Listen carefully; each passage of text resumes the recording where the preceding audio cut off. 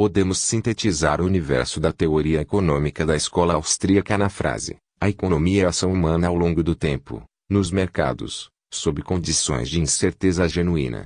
Vamos discutir essa afirmativa analisando cada um dos elementos que a formam e mostrando, de um lado, a sua importância para explicar os fenômenos da chamada economia do mundo real economia, e, de outro, como a teoria econômica convencional ou não austríaca economics tem perdido oportunidades de prover melhores explicações para os mesmos fenômenos, exatamente por não incorporar de maneira adequada aqueles elementos, a saber, os conceitos de ação humana e de ordens espontâneas, a limitação e dispersão do conhecimento, a incerteza decorrente dessa imperfeição, o subjetivismo e a definição de tempo real ou subjetivo ou dinâmico.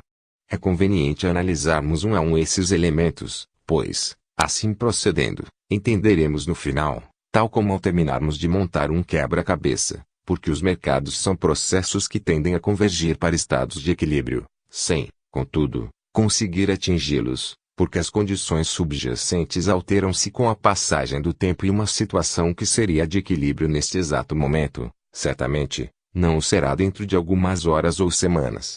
Vejamos separadamente cada um dos elementos que compõem uma teoria austríaca do processo de mercado. Os elementos da teoria. 1. Ação humana. Dissemos que a economia é a ação humana ao longo do tempo, nos mercados, sob condições de incerteza. Tendo em mente os conceitos de ação, limitação e dispersão do conhecimento, subjetivismo, incerteza e tempo real, podemos passar ao exame do funcionamento dos mercados no contexto social. Para isso, nosso primeiro passo deve ser o de analisar, sob o ponto de vista da escola austríaca, a denominada teoria do valor, e, daí, estudar o processo de mercado. Mises denominou de praxeologia, termo originado de praxis, ao estudo da ação humana, sob o ponto de vista de suas implicações formais. E, como ação, no sentido que lhe dá a escola austríaca, significa qualquer ato deliberado, que tanto pode ser fazer, como deixar de fazer alguma coisa, com o intuito de se passar de um estado menos satisfatório para outro mais satisfatório. Segue-se que todos os atos econômicos, como por exemplo, os de trocar, comprar, vender, produzir, poupar, investir, consumir, emprestar, tomar emprestado, exportar, importar, etc., estão contidos no conceito seminal de ação humana. Esta é a proposição básica, o primeiro axioma da praxeologia. O incentivo para qualquer ação é a insatisfação, uma vez que ninguém age, no sentido misesiano, a não ser que, estando insatisfeito, o faça pensando em melhorar de estado, ou seja, em aumentar seu conforto ou satisfação, diminuindo, portanto, seu desconforto ou insatisfação. Notemos que este axioma é universal, onde quer que existam seres humanos, haverá ação humana. O que faz com que a ciência econômica construída com base na praxeologia também seja universal. Não há, portanto, uma teoria econômica específica para cada país ou região. O que existe é uma teoria econômica epistemologicamente correta, que é que se constrói a partir do estudo da ação humana. Por exemplo, as conhecidas leis da demanda e da oferta são universais, uma vez que todos os homens, sejam índios, economistas, banqueiros, aposentados, universitários, analfabetos, etc., gostam de comprar barato e vender caro, já que isso aumenta, logicamente, sua satisfação. Ao agir, portanto, o homem busca satisfazer algum desejo e, para isso, deve recorrer aos meios de que dispõe. O fato a ser ressaltado é que a própria ação implica que esses meios são escassos, isto é, são sempre insuficientes para que todas as necessidades humanas, que são ilimitadas, sejam atendidas. De fato, se os meios não fossem escassos, todas as necessidades seriam atendidas, as pessoas estariam sempre inteiramente satisfeitas e, portanto, não haveria incentivos à sua ação. Toda ação humana busca sempre, então, aumentar a utilidade ou satisfação. Quem compra ações, por exemplo, objetiva ganhar dinheiro e, assim, aumentar sua utilidade, assim como quem, por caridade, doa sua fortuna aos pobres, tem em vista aumentar o bem-estar, utilidade, do próximo, pois isso, em sua avaliação, também aumentará sua própria satisfação. Denominamos de benefício o ganho ou diferença, em termos de maior utilidade, obtida através de uma ação bem-sucedida e de custo inferior ao valor atribuído à situação que se abandonou quando se decidiu por sua escolha. Para clarear essa definição, tomemos o exemplo do poupador que decide aplicar sua poupança comprando um automóvel, ao invés de, por exemplo, gastá-lo em uma viagem de férias. Ao fazer isso, ele escolheu entre a situação que lhe proporciona maior satisfação, possuir um automóvel, e a que o satisfaria menos, viajar, e poderá dizer, acertadamente, este carro me custou uma viagem à Calábria. Benefício, portanto, e a diferença positiva entre a situação escolhida e a que se abandonou. Caso a referida diferença seja negativa, isto é, caso a satisfação seja menor depois da ação do que antes, diz-se que houve uma perda. Trata-se, então, de, mediante a ação, perseguir objetivos específicos, utilizando-se de meios escassos. Para que uma determinada ação proporcione o máximo, em termos de aumento de utilidade, o homem procura sempre escolher, dentre os meios escassos, aqueles que lhe permitam chegar aos objetivos com os menores custos possíveis.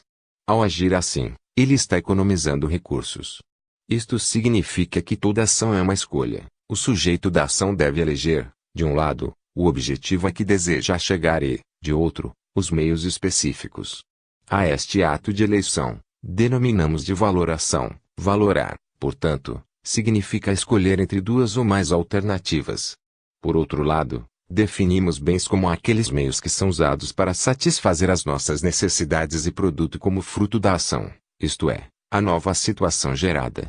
Talvez o leitor ainda não tenha percebido que, partindo apenas da definição de ação humana, deduzimos diversos conceitos econômicos: escassez, economização, benefício, perdas, valoração, custo, bem e produto.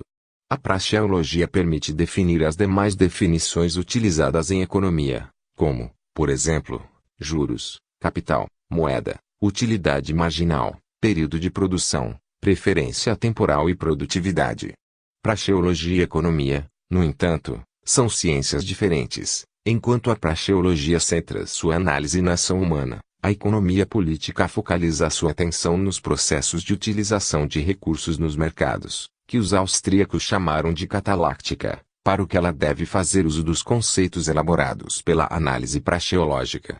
Mises integra a economia dentro de sua teoria geral da ação humana, a praxeologia, da qual a economia é apenas uma das partes, ou categorias praxeológicas, por sinal, a que melhor se desenvolveu até o presente.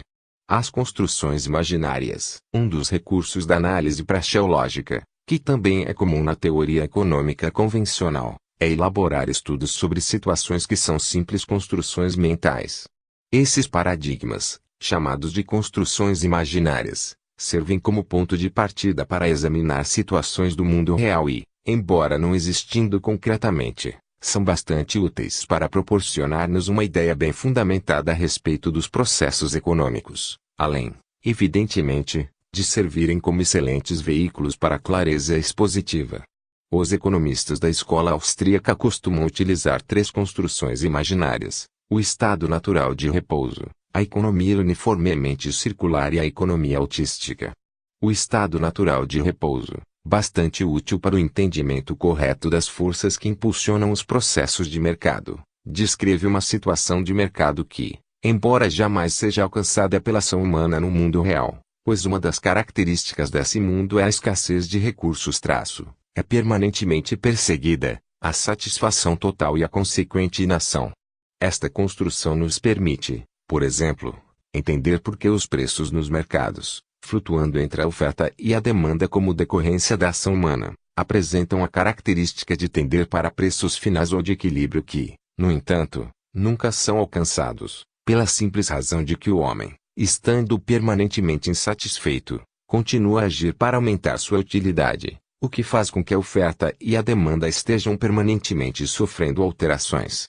Há, contudo, uma corrente de economistas austríacos, liderada por Ludwig Glassman, que nega essa tendência para um preço final, conforme veremos algumas linhas adiante.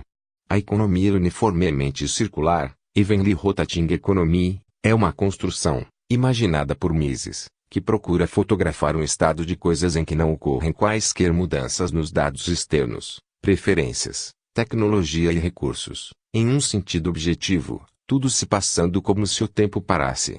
O argumento em favor do uso desse artifício metodológico é que, se desejamos analisar os fenômenos desencadeados pela ação humana em toda a sua complexidade, devemos iniciar nossas investigações admitindo a ausência de mudanças e, em seguida, devemos ir aos poucos introduzindo cada fator capaz de provocar impactos específicos. Como o leitor conhecedor dos rudimentos da teoria econômica tradicional já deve ter percebido, esta construção austríaca equivale à conhecida cláusula Coeteris Paribus, introduzida por Alfred Marshall na análise econômica em 1891 e largamente utilizada até hoje. A diferença é que os austríacos realizam suas análises levando sempre em conta que seu método de construções imaginárias, mesmo sendo o único método possível de investigação praxeológica e econômica, é de difícil manejo, porque pode facilmente resultar em falácias.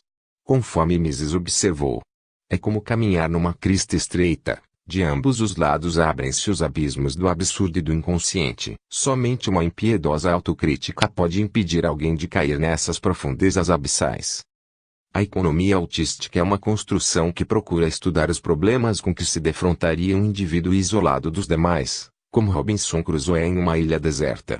Este conceito é de grande importância, porque ajuda a desenvolver, a partir de sua característica de ausência de trocas interpessoais, as situações do mundo real que são caracterizadas pela existência de trocas entre os agentes econômicos, derivando-se diversos conceitos importantes, como os de moeda, capital, juros, investimento, poupança e produtividade. Mises imaginou duas variantes de uma economia autística, a economia de um indivíduo isolado e a de uma sociedade socialista. Segundo ele, tanto Robinson Crusoe, como o dirigente supremo de uma comunidade socialista perfeitamente isolada, que nunca existiu, não poderiam planejar e agir como fazem as pessoas que podem recorrer ao cálculo econômico. A teoria austríaca do valor, a noção de que o valor dos bens depende diretamente da utilidade que eles proporcionam é antiga. Na realidade, ela remonta aos autores escolásticos, ainda na primeira metade do século XV, São Bernardino de Sena, 1380-1444, em sua análise sobre a influência da escassez sobre os preços, solucionava o problema que, cerca de 400 anos depois, viria a ser conhecido como o paradoxo do valor. Comumente, a água é abundante, mas pode suceder que em alguma montanha ou em outro lugar, ela seja escassa e não abunde, e por isso será mais estimada, valorizada, do que o ouro, e é por esta abundância da água que os homens estimam, valorizam, mais o ouro do que a água. Parênteses nossos. São Bernardino sustentava em sua teoria que os bens têm dois valores, um, objetivo, baseado na natureza, e outro baseado no uso, sendo influenciado essencialmente por sua utilidade subjetiva. De acordo com aquele autor que, juntamente com Santo Antonino de Florença, 1389-1459, influenciou o pensamento da chamada escolástica tardia, como Francisco de Vitória, 1495-1560, fundador da famosa Escola de Salamanca, os preços dos bens eram determinados por seu valor subjetivo, considerado sob três perspectivas: virtuositas valor de uso, raritas escassez, e complacibilitas desejabilidade. Conforme diversos trabalhos recentes têm mostrado, os filósofos católicos escolásticos, em especial os espanhóis e italianos dos séculos XV e XVII, foram notáveis economistas, que chegaram a desenvolver uma abordagem para a teoria subjetiva do valor bastante semelhante à da escola austríaca. A rigor, o único ingrediente da moderna teoria austríaca do valor que não fora considerado pelos filósofos católicos foi o conceito marginalista. Por isso, a opinião, exposta principalmente por Max Weber e tão facilmente assimilada, de que a ética do capitalismo é de natureza protestante, não corresponde à verdade que os estudos mais recentes nos têm revelado. A economia de mercado e, portanto, o liberalismo, tem raízes cristãs. São Tomás de Aquino, no século XIII, que antecedem as reformas efetuadas no século XV por Lutero e Calvino e, portanto, católicas. Este ponto será desenvolvido mais minuciosamente no epílogo deste livro. O procedimento padrão adotado nos livros texto de economia, nos capítulos sobre as teorias de valor e formação de preços, é o de tratar a demanda e a oferta separadamente. E, Embora as teorias de demanda mais recentes tenham avançado ao incorporar elementos subjetivistas em suas estruturas, o mesmo não ocorreu com as teorias de oferta, que continuam tratando os custos de produção de maneira exclusivamente objetiva. O ponto de vista dos economistas da escola austríaca, que procuraremos expor em seguida, é o de que existe um fator comum que liga o lado da demanda e o lado da oferta. Ambas são inteiramente determinadas pela ação humana subjetiva, que caracteriza os processos de valoração e formação de preços. As primeiras respostas ao problema do valor partiam da premissa de que o que se devia identificar era o valor objetivo de cada bem.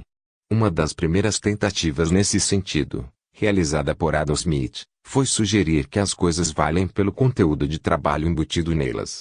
Essa teoria, no entanto, não se adapta à realidade, porque não consegue explicar, por exemplo, o alto valor de um diamante encontrado no leito de um rio por alguém, que teve apenas o trabalho de molhar os pés, agachar-se e pegá-lo. Uma segunda resposta ao mesmo problema, também falsa, mas na qual, ainda hoje, muitos insistem, consiste em supor que as coisas valem pelos custos em que os produtores incorrem para produzi-las. Isso também não se adapta à realidade, por deixar de considerar que uma economia de mercado está sempre sujeita a lucros ou prejuízos. Os preços não dependem dos custos. Na realidade, os preços, respondendo à ação humana de ofertantes e demandantes, podem situar-se acima ou abaixo dos custos, determinando assim lucros ou prejuízos para os empresários. Evidentemente, isso não sucederia se, como sugere a teoria do valor-custo, os preços dependessem dos custos, pois, nesse caso, não haveria jamais prejuízos. O que a teoria do valor-custo e suas vertentes modernas, que conduzem à defesa, por exemplo, dos controles de preços, parecem desconhecer é que os preços não medem os valores, eles apenas expressam o valor dos bens no mercado em cada instante do tempo. Posso, por exemplo, gastar uma fortuna para fazer uma escultura, cujo valor de mercado seria, certamente, próximo de zero. O passo seguinte na direção correta foi o de atribuir o valor à escassez e utilidade, mas ainda de maneira objetiva, o que levou ao paradoxo do valor, a que já nos referimos anteriormente, sem que o problema fosse solucionado. Garrafas de vinho quebradas nas calçadas são escassas nos bairros limpos, mas nem por isso valem alguma coisa. Poucos bens são tão úteis quanto o ar que, no entanto, não tem valor no mercado. No entanto, ao considerarmos a utilidade e a escassez de maneira subjetiva, estaremos caminhando na direção e no sentido corretos. Poderemos deduzir, a partir de conceitos praxeológicos, a teoria do valor que se adapta à realidade, que é a lei ou doutrina da utilidade marginal. Essa importante lei pode ser explicada com base no fato de que o homem, ao agir, escolhe seus objetivos e os ordena em uma escala valorativa própria, isto é, que não é intrínseca aos objetivos.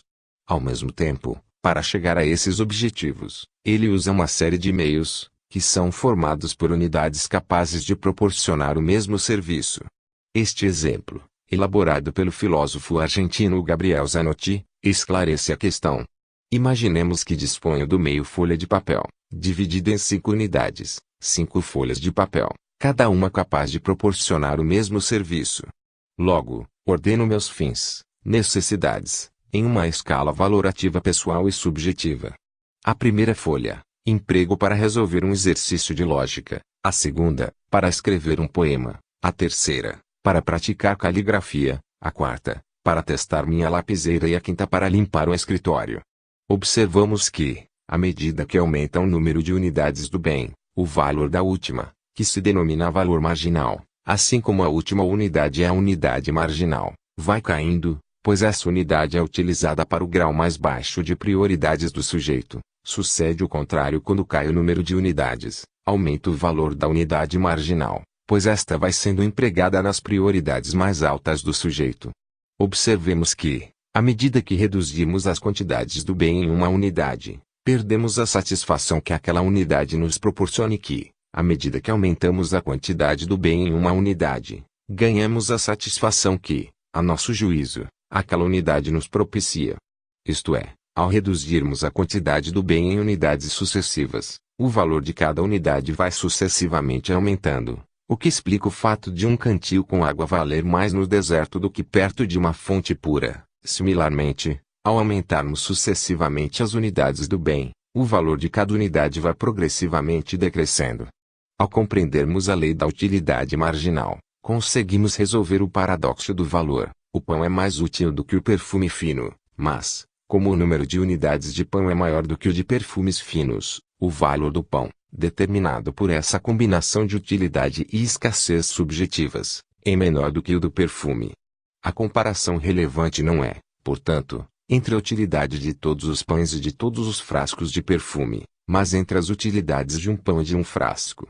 Antes de estudarmos o processo de mercado, é conveniente lembrarmos que, ao contrário do sugerido pelas abordagens convencionais, no ponto de vista da escola austríaca a utilidade não influencia apenas a demanda, ela afeta, igualmente, a oferta, uma vez que não há possibilidades de medição objetiva dos custos de produção, pois as alternativas relevantes, que seriam a medida objetiva dos custos de oportunidade, não foram realizadas e, portanto, não podem ser avaliadas monetariamente. A essência da teoria austríaca do valor é sua subjetividade, que origina, a partir do axioma básico da praxeologia, o da busca permanente por estados maiores de satisfação, a lei da utilidade marginal, que se constitui em elemento indispensável para a compreensão correta do processo de mercado. Limitação do conhecimento e subjetivismo. Já vimos na introdução a este livro que uma das principais características dos economistas austríacos é o subjetivismo da sua teoria, que se baseia na pressuposição de que o conteúdo da mente humana, e, portanto, os processos de tomada de decisão, não podem ser determinados rigidamente pelos eventos externos. Observemos que o subjetivismo assim entendido abre espaço para a criatividade e a autonomia das escolhas individuais, estando dessa forma ligado ao individualismo metodológico, ou seja, a visão de que os resultados do mercado resultam de atos de escolha individuais. Em outras palavras, para os economistas austríacos e para os subjetivistas em geral, a teoria econômica deve lidar com fatores que determinam as escolhas e não com interações entre magnitudes objetivas. A teoria econômica subjetivista procura analisar a ação humana no campo das atividades econômicas, levando em conta que essa ação ocorre sempre sob condições de incerteza genuína, ou seja, não probabilística, e que, além disso, ela necessariamente acontece ao longo do tempo. Por isso, subjetivismo e ação humana dinâmica sob condições de incerteza não bayesianas são ideias absolutamente inseparáveis sob a ótica da escola austríaca. Quando um agente econômico escolhe um determinado curso de ação, as consequências de sua escolha irão depender, pelo menos parcialmente, dos cursos de ação que outros indivíduos escolheram, estão escolhendo ou ainda vão escolher. Se considerarmos um mundo em que imperia a autonomia das decisões individuais, isto significa que o futuro não apenas é eventualmente desconhecido, o que permitiria que ele fosse aprendido de maneira gradual, mas que ele simplesmente não pode ser conhecido e nem aprendido. Com efeito, a concepção dinâmica do tempo, juntamente com o reconhecimento do fato de que a imperfeição de nosso conhecimento nos leva a agir na presença de incerteza, são dados que Mises denominava de irredutíveis, isto é, que não podem ser negados, dada sua natureza axiomática o que nos impele a enxergar o tempo como um fluxo permanente de eventos, fluxo esse que contém implicitamente as ideias de novidade, de aprendizado, de surpresa e de descoberta. À medida que o tempo passa, o estoque de experiências cresce e vai permanentemente se incorporando à memória, o que faz com que as perspectivas individuais mudem. Presente e futuro são, assim, permanentemente afetados pelos fluxos contínuos de eventos, o que faz com que cada novo instante seja por si uma nova perspectiva individual. Tal fato, aparentemente tão simples, torna a previsibilidade perfeita um evento impossível. Por outro lado, a ignorância, entendida como imperfeição do conhecimento, não é um estado que possa ser totalmente evitado ou simplesmente ignorado, ou assintoticamente eliminado por algum processo. Por isso, os expedientes analíticos que costumam transformar a ignorância em uma mera variante do conhecimento, por não refletirem a ação humana no mundo real, devem ser afastados da teoria econômica. Resumindo, podemos conceituar esse desconhecimento do futuro de acordo com duas noções complementares: a de ignorância e seu corolário, o conceito de incerteza genuína, ou incerteza radical, e, b, a de tempo real, ou dinâmico, subjetivo ou histórico. Incerteza. O conceito de incerteza genuína decorre imediatamente como corolário da aceitação das hipóteses de ignorância e de tempo real. As implicações mais importantes da ideia de incerteza genuína são, primeiro, a impossibilidade de listagem de todos os possíveis resultados provocados por um determinado curso de ação e, segundo, a passagem da incerteza, que na teoria econômica convencional costuma ser tratada como uma variável exógena para a categoria de variável endógena. Com efeito, o tratamento que a teoria neoclássica costuma dispensar à variável incerteza é o de listar arranjos ou ponderações das possibilidades conhecidas. Esse método, na verdade, termina negando a autonomia das escolhas individuais, ao retratar o futuro como uma distribuição de probabilidades definida para um determinado conjunto de eventos, o que equivale a impor a condição de que o único problema em relação ao futuro é que tão somente ele é desconhecido no presente. Sendo assim, pode vir a ser conhecido, porque, independentemente das escolhas individuais, um dia o futuro, inevitavelmente, vai chegar. Na verdade, esse tratamento que a teoria econômica neoclássica dispensa ao futuro termina abolindo a própria autonomia da mente humana. Alguns avanços recentes em direção a teorias subjetivistas de probabilidades não têm deixado de se constituírem um passo adiante em relação ao tratamento neoclássico mais tradicional, mas nem por isso podem ser considerados satisfatórios, na medida em que deixam de lado aquele que talvez seja o aspecto mais importante da ignorância, que é a impossibilidade de listagem dos resultados possíveis. Na verdade, não se trata apenas de um simples desconhecimento das probabilidades associadas aos diversos eventos de um determinado conjunto, mas ao fato de que o próprio conjunto não é determinado. A teoria subjetivista de probabilidades, portanto, reflete o subjetivismo naquilo que podemos denominar de sua forma estática, mas passa ao largo do relevante, que é o subjetivismo dinâmico, em que o tempo real e a incerteza genuína caminham indissociavelmente lado a lado. O segundo aspecto importante da incerteza genuína, que é a sua característica de endogeneidade, leva-nos a visualizar os mercados como processos dinâmicos ininterruptos, processos por si só geradores de mudanças às quais o sistema econômico deve adaptar-se. Isto significa que um estado de completa adaptação, um estado de equilíbrio, é algo incompatível com os conceitos de incerteza genuína e de tempo real. Como observou Mises, uma ciência econômica que enfatize apenas os estados de equilíbrio deixa de ser uma ciência da ação humana, para ser uma ciência de inação, isto é, a própria negação da economia. Isto ocorre porque à medida que o tempo real passa o estoque de conhecimentos necessariamente cresce e, portanto, também aumenta a produção endógena de mudanças.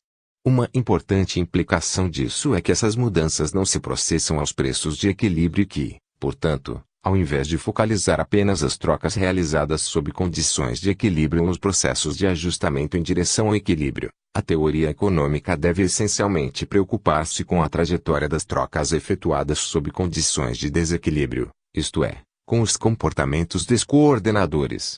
Um exemplo desse tipo de preocupação que a teoria econômica deveria sempre ter presente é a teoria austríaca dos ciclos econômicos, que explica a inflação e o desemprego como resultado de trocas realizadas de maneira descoordenada, sob condições de desequilíbrio. Tempo. A teoria econômica convencional, ao enfatizar os estados de equilíbrio, emaranha-se em um cipoal de paradoxos e inconsistências, no que se refere ao tratamento dispensado ao fator tempo.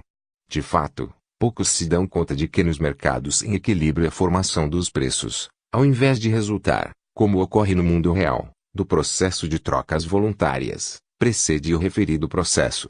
Nos modelos de equilíbrio geral, as decisões sobre preços e as decisões sobre trocas são simultâneas. Assim, causas e efeitos, presente e futuro são como que fotografados instantaneamente. Até mesmo os modelos de equilíbrio intertemporal, em geral, matematicamente sofisticados, que pretendem levar em conta o fator tempo, ao adotarem a hipótese da existência simultânea de todos os mercados intertemporais e contingenciais, literalmente, acabam anulando o tempo, por trazerem os estados futuros para o presente. O modelo de Arrow-Debreu, uma elegante elucubração teórica construída com vistas a ampliar e refinar o modelo de equilíbrio geral de Horaz e Pareto, é um desses exemplos. A analogia utilizada por Driscoll e Ritsu descreve bem a inutilidade do esforço desses modelos. Todas as decisões são feitas em um único instante essencial. O futuro nada mais é do que o desenrolar de uma tapeçaria que existe agora. Há dois conceitos de tempo, o newtoniano e o real. A teoria econômica convencional adota a primeira concepção, enquanto os economistas austríacos preferem a segunda. Examinemos rapidamente as características desses dois conceitos. Tempo newtoniano. A concepção newtoniana de tempo estabelece uma analogia entre tempo e espaço, à medida que o simboliza a passagem do tempo por meio de movimentos ao longo de uma linha, em que os diferentes períodos de tempo são representados por uma sucessão de segmentos de reta, no caso de variáveis discretas, ou são retratados como uma sucessão de pontos, no caso de continuidade. O tempo newtoniano apresenta três características importantes. A primeira é a homogeneidade. Cada ponto é exatamente igual a todos os demais, a não ser por sua posição espacial que, aliás, é seu fator determinante, assim como o tempo assim espacializado nada mais é do que um conjunto de posições temporais. Isto faz com que cada ponto ou segmento representativo do tempo seja vazio por construção, o que torna o tempo independente de seu conteúdo. Em outras palavras, a homogeneidade temporal faz com que o tempo decorra sem que nada aconteça, ao transformá-lo em uma categoria estática. No modelo de Arrow-Debreu, por exemplo, em que todas as decisões são tomadas em uma data inicial, o tempo passa sem que os agentes econômicos aprendam, o que, evidentemente, é incompatível com a visão do mercado como um processo. A segunda característica é a continuidade matemática, não no sentido de interrelações entre instantes sucessivos de tempo, mas do de divisibilidade contínua. Assim como um segmento de reta pode ser dividido e subdividido em partes infinitesimalmente tão pequenas quanto desejarmos, os intervalos do tempo newtoniano também podem ser estabelecidos arbitrariamente pequenos e sempre haverá um espaço entre eles. E, uma vez que os pontos ao longo de uma linha jamais podem se tocar, cada instante de tempo é isolado, ou independente dos demais.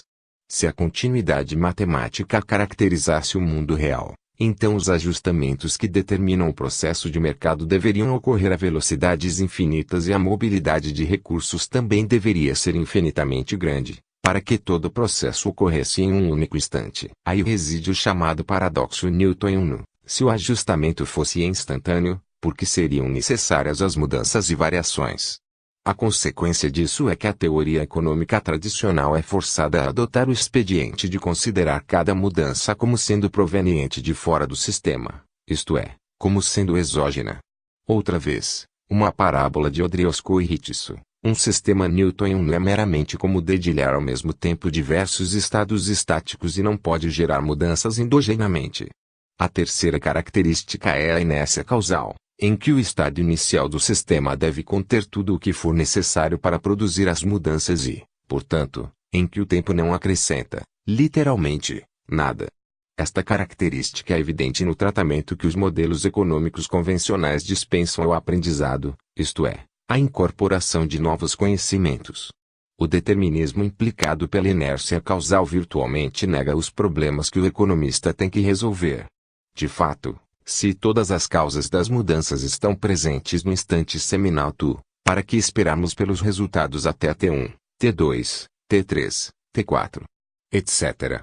Na teoria tradicional, há diversos exemplos dessa eliminação do tempo e do consequente enfraquecimento da compreensão do mundo real que tal procedimento provoca. Sua teoria do capital, seus modelos de equilíbrio geral intertemporal e seu equilíbrio AOC que caracterizam, por exemplo, as abordagens de alguns economistas da respeitável escola de Chicago, nas quais, na ausência de evidência em contrário, os preços e quantidades observados podem ser tratados como boas aproximações para seus valores de equilíbrio competitivo de longo prazo, são três desses exemplos.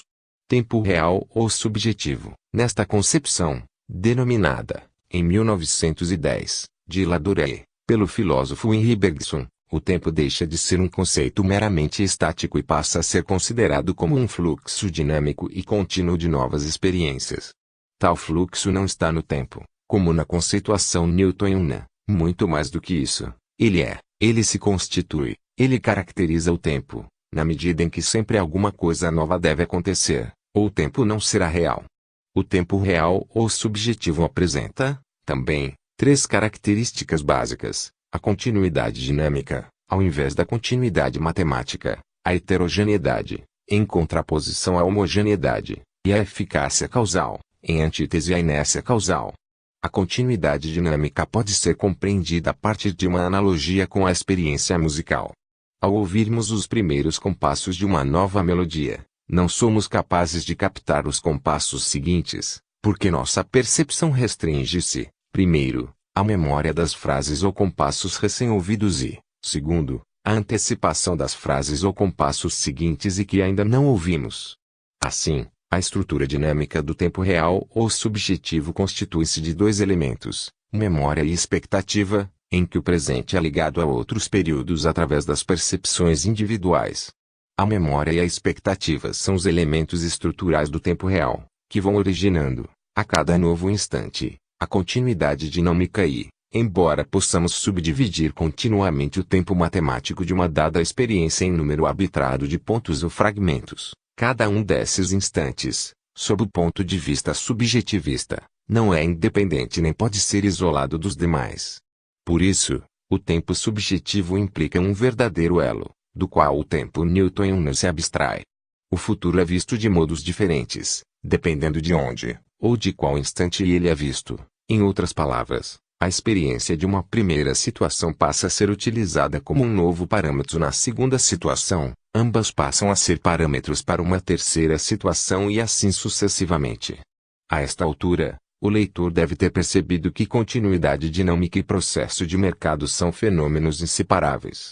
São os elementos de uma partitura que começa no momento de nossa concepção e que se estende à eternidade. A característica da heterogeneidade ressalta da observação de que, além de ser a memória o componente de nossa experiência que liga o passado ao presente, ela também é o elemento responsável pela diferenciação contínua entre cada momento sucessivo. Quando o tempo passa, a memória de cada indivíduo vai se enriquecendo continuamente e, portanto, os pontos de vista individuais e subjetivos, as visões de mundo pessoais, vão se transformando continuamente. Por isso, cada ponto do tempo real é novo exatamente porque, por intermédio da memória, está ligado a pontos anteriores. Continuidade dinâmica e heterogeneidade não são características isoladas do tempo real, elas são dois aspectos de um mesmo fenômeno. A heterogeneidade do tempo é particularmente importante quando consideramos as possibilidades de precisão dos agentes econômicos. Mesmo quando um fenômeno ocorre exatamente como foi previsto por um indivíduo, ele não será experimentado ou vivido exatamente como foi previsto, uma vez que, ao ser feita a previsão, o ponto de vista era diferente do relevante ao ocorrer o fenômeno, porque a memória, ao incorporar a previsão, mudou sua perspectiva. Por fim, a característica da eficácia causal decorre imediatamente da heterogeneidade. O simples decorrer do tempo é uma fonte permanente de novidades, já que a memória altera a perspectiva sob a qual cada um de nós vê o mundo. Logo, o tempo é, sob o ponto de vista da causalidade, potente e criativo. Isto significa que todos os processos econômicos devem necessariamente envolver a transmissão e o crescimento do conhecimento. Sob esta perspectiva, a competição deixa de ser apenas o nome dado a um determinado estado de equilíbrio, para ser um processo caracterizado pela descoberta. Na verdade, conforme a escola austríaca sempre sustentou, o crescimento do conhecimento, que se processa mediante as descobertas, é a força endógena que propulsa ininterruptamente todo o sistema. Há duas consequências da rejeição do tempo newtoniano e da adoção da concepção subjetiva do tempo. A primeira é que o tempo subjetivo ou real é irreversível. Assim, os movimentos ao longo das curvas de oferta e de demanda não espelham as mudanças temporais reais. Ao nos movermos de um ponto para outro em uma mesma curva, não há volta possível. A segunda consequência é que a passagem do tempo envolve uma evolução criativa, ou seja, os processos geram mudanças imprevistas. Um processo não pode ser um simples rearranjo de fatores dados, como frequentemente se considera em alguns modelos. Se as mudanças são reais, elas não podem ser determinísticas, sempre deve haver lugar para surpresas. O conceito de tempo real é fundamental para compreendermos a ação humana. Ao agir, os indivíduos adquirem novas experiências, o que dá origem, necessariamente, mas não deterministicamente, a novos conhecimentos. Com base nesses novos conhecimentos, os agentes alteram seus planos e ações. Portanto, o sistema econômico é impulsionado por forças inteiramente endógenas. O estado natural da economia no tempo é movimento e não repouso, porque, como o tempo passa inexoravelmente, o conhecimento se altera e, com isso, a própria economia. Podemos encerrar estes comentários a respeito do tempo subjetivo com o enigma do tempo, formulado por um campeão do subjetivismo, G.L.S. Shackley, Timiis experienced, Timiis imagined, Tionis formed tioter, tioteris formed tioni. 3. Mercado, preços de mercado e processo de mercado. Todos os economistas da escola austríaca concordam com a proposição firmada pela tradição dos liberais neoclássicos, de Adam Smith a Milton Friedman, segundo a qual a liberdade econômica, caracterizada pela economia de mercado, é um importante componente da liberdade individual. Entretanto, os austríacos adotam um ponto de vista diferente a respeito de quais são as características essenciais dos mercados, que a análise econômica convencional, neoclássicos e keynesianos, de um lado, e marxistas, de outro, tem sistematicamente desprezado. São duas essas características, que funcionam de maneira interligada: a importância do grau de conhecimento dos diversos participantes do mercado e, b, a importância maior do processo que conduz os mercados ao equilíbrio, enfatizado pela teoria convencional.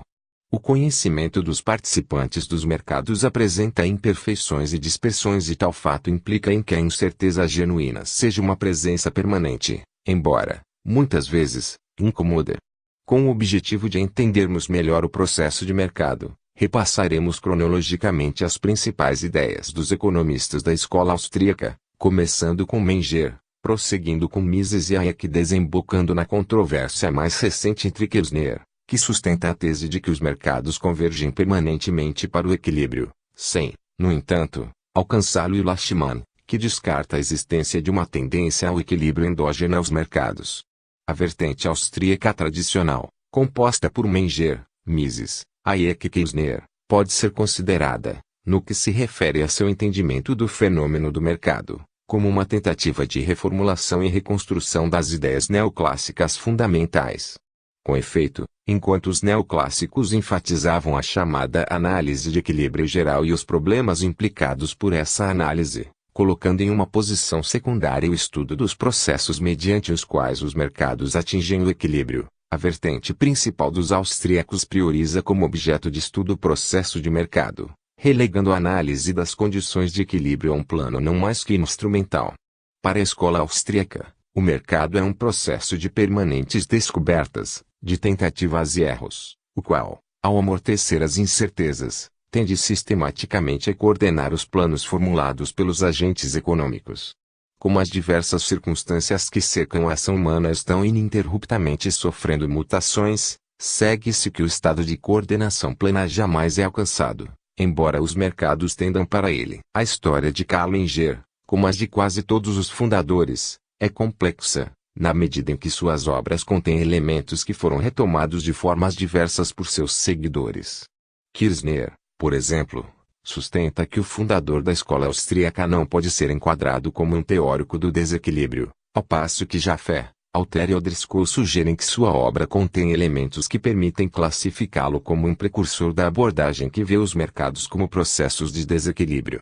A leitura atenta dos trabalhos de Menger permite-nos verificar sua crença de que a economia não está permanentemente em equilíbrio, embora tenda sempre para o equilíbrio. Contudo, não ficam claras suas posições nem sobre o papel do empresário, nem sobre o dos preços de equilíbrio. Mises, por sua vez, sustentava que a principal característica da escola austríaca é sua teoria da ação e não uma teoria de equilíbrio ou de inação. Assim, seu objetivo é explicar os preços que são efetivamente praticados no mercado e não os preços que prevaleceriam sob condições que jamais se verificam, como as que servem de apoio às teorias de equilíbrio de mercado. Por isso, ressaltava que devemos reconhecer que sempre estudamos o movimento e nunca um estado de equilíbrio. De fato, o uso de construções imaginárias, como o conceito de economia uniformemente circular, que é uma das características da obra de Mises, não revela qualquer pretensão de representar a realidade, pelo contrário, Seu objetivo é apresentar uma imagem tão essencialmente afastada da economia real que, a partir do forte contraste produzido em relação à complexa realidade econômica, seja possível compreendê-la tal como se apresenta.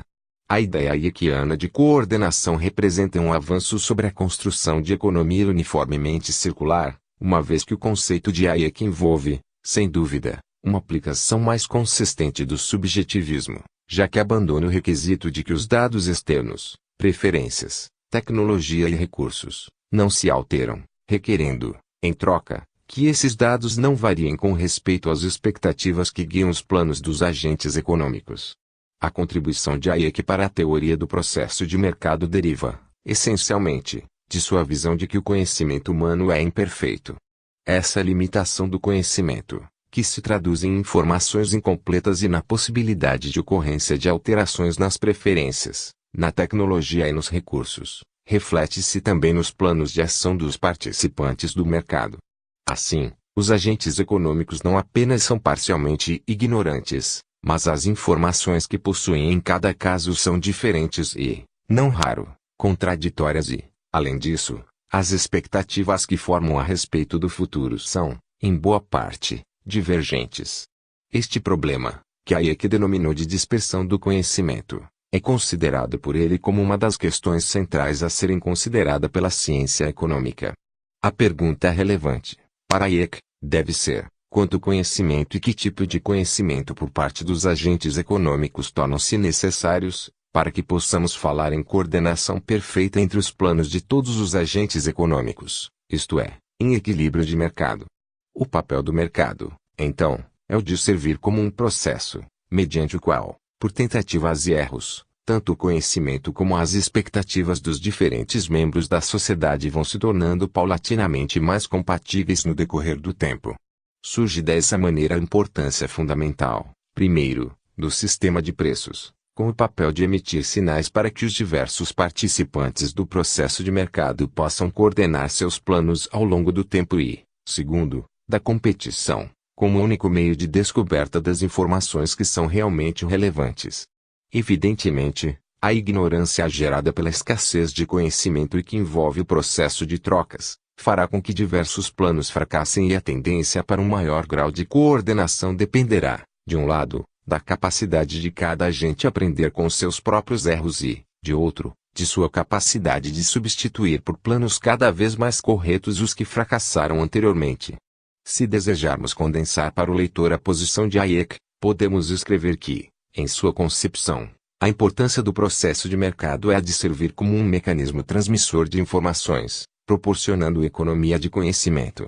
De fato, requer-se de cada participante do mercado um grau baixo de conhecimento, para que possa agir corretamente.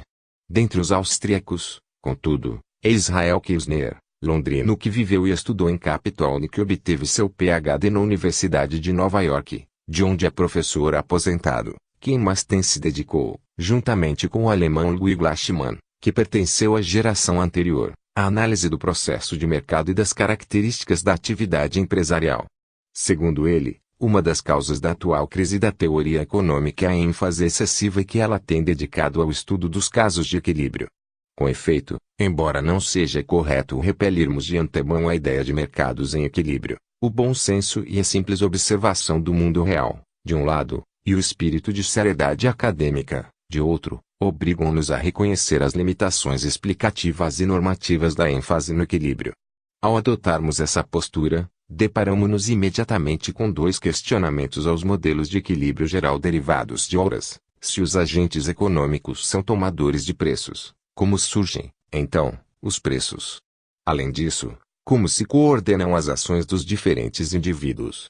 A corrente principal da teoria neoclássica recorreu ao conceito de leiloeiro eurasiano para dar resposta às questões, isto é, os preços seriam gerados por um ente fictício, não participante do mercado, cuja atuação também coordenaria a dos participantes.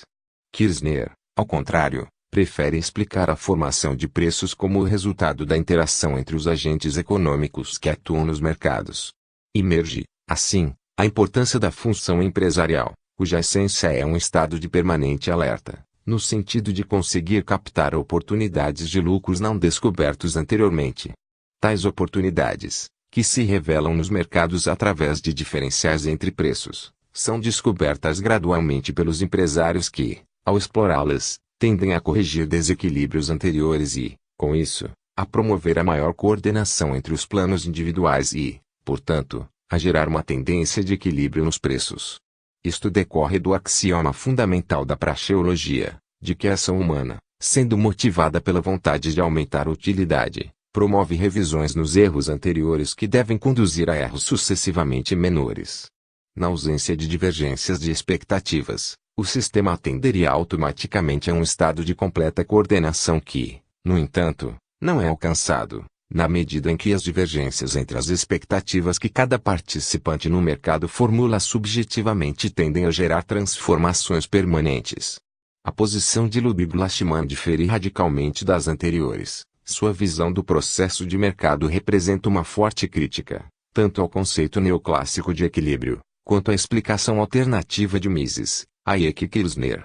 Como observou Sahanovic, Lachmann, influenciado pelo pensamento ultrassubjetivista de G.L. Shackley, descarta tanto o equilíbrio como a existência de uma tendência coordenadora no mercado. Para ele, as forças desequilibradoras merecem o mesmo tratamento que aquele que tem sido dispensado pelos economistas às forças equilibradoras, pelo motivo de que os processos de mercado são formados por ambas, o que implica que, de acordo com as circunstâncias diferentes, umas prevaleçam sobre as outras, gerando, assim, processos com características diferentes. A ideia central de Lachmann é que o conceito de mercado em equilíbrio deve ser inteiramente abandonado, uma vez que pressupõe que as forças equilibradoras ou coordenadoras prevaleçam sempre sobre as forças desequilibradoras ou descoordenadoras. Segundo sua visão, o mercado deve ser, portanto, interpretado como um processo econômico, isto é, um processo em marcha, impulsionado pela diversidade de objetivos e recursos e pela divergência das expectativas, variando em um mundo de mudanças inesperadas. Ou, como escreveu em outra ocasião, o mercado deve ser considerado como um processo sem princípio nem fim. Observemos que os agentes econômicos, na concepção lachmanniana, agem em um mundo de características muito diferentes das que são normalmente consideradas. O subjetivismo radical está em um extremo diametralmente oposto ao do equilíbrio geral, caracterizando-se por considerar que as variáveis são extremamente voláteis e as mudanças contínuas e incessantes. Shackley descreveu essa ordem econômica como um processo caleidoscópico, marcado por avalanches sucessivas de reajustes em busca de novos, precários e efêmeros pseudo-equilíbrios.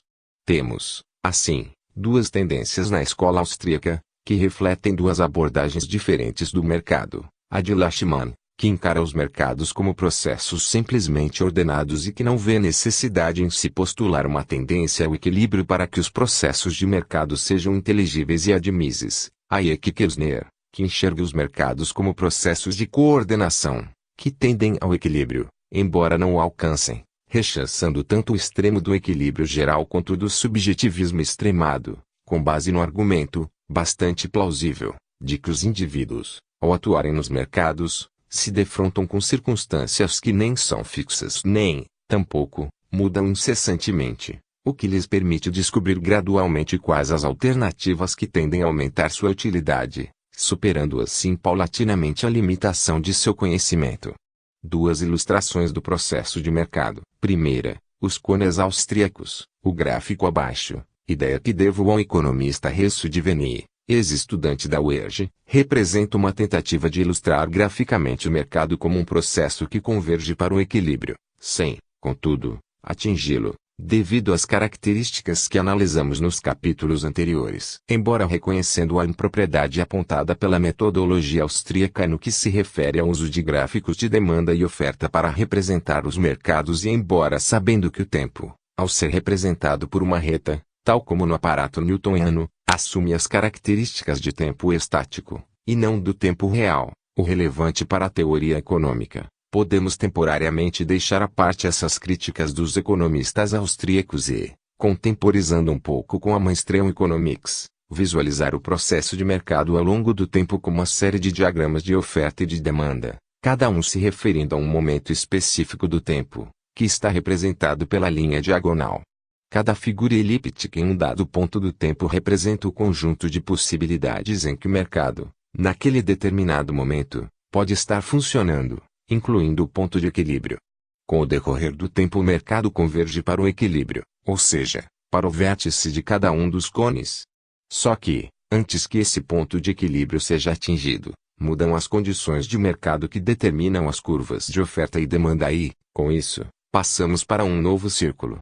A partir daí, convergimos para o vértice de um novo cone, o qual, por sua vez, antes que seja atingido, já não representará mais uma situação de equilíbrio, e assim sucessivamente. Custos determinam preços ou preços determinam custos. Para encontrarmos a resposta correta a esta indagação, consideremos uma economia simples, com 3 estágios de produção, que são, da esquerda para a direita, a fazenda que produz o trigo, bem de terceira ordem, na nomenclatura de Menger, o moinho que processa a farinha, bem de segunda ordem, e a padaria que fabrica o pão e o vende ao consumidor, bem de primeira ordem. Podemos aproximar esse desenho por um triângulo retângulo, em que podemos começar a nos mover da esquerda para a direita e de baixo para cima, sentido da produção, ou da direita para a esquerda e de cima para baixo, sentido do consumo, como no gráfico seguinte. À medida que caminhamos da esquerda para a direita, as alturas dos retângulos aumentam porque o valor adicionado da produção vai crescendo. Por isso, o bem de primeira ordem, pão, é mais caro do que o de segunda ordem, farinha, o qual, por sua vez, deve ser mais caro do que o trigo, bem de terceira ordem. Entretanto, se não houvesse consumidores dispostos a comprar pão, os preços da farinha e do trigo seriam nulos, supondo que tanto um como o outro só pudessem ser utilizados para fabricar pão. O valor é gerado pela utilidade marginal e, portanto, são os preços que determinam os custos. Estes últimos, na verdade, também são preços.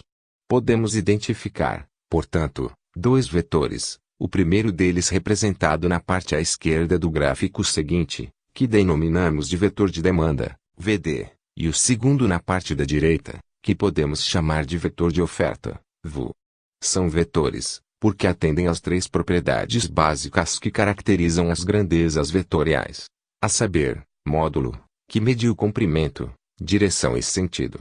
Observemos que o eixo horizontal, lido da esquerda para a direita, mede o tempo gasto na produção do bem ou serviço, em seus diferentes estágios, quando lido da direita para a esquerda, reflete as compras realizadas ao longo do tempo desde a compra do bem final, no extremo direito do eixo horizontal, até as compras de insumos ou bens de ordens superiores, à medida que nos movemos horizontalmente da direita para a esquerda. E a altura reflete o valor do bem em cada estágio da estrutura de capital da economia. Em uma economia uniformemente circular, os vetores de oferta e de demanda não apenas são paralelos, mas necessariamente coincidem.